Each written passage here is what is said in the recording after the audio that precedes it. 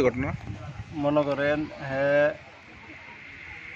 তো কালকে বাইতে বেরিয়ে গেছে, কাজও গেছে যে ভাত খাইছে নি না খাইছে না সঠিক কইতারি না। মানে ওই কয়েকদিন আগে হের নামে একটা বিচার হয়েছে, এটা লইয়া সবসময় টেনশনে থাকে। বিচার হইয়া এই জন্য 25,000 টাকা জরিমানা করা হয়েছে। কালকে যে কাজে গেছে, কাজেতে ধর না 8টা 8:30টার দিকে আমি হারে ফোন করছি, ফোন করিয়া কইছি তুই কই রাত্রে? রাত্রে। সে আমারে কয় আমার চিন্তা তোর করুন লাগতো না। আমি কই অনেক সময় চিন্তা থাকলে এইরকমই সুর দেয়, যে আইব মনে বাড়ি।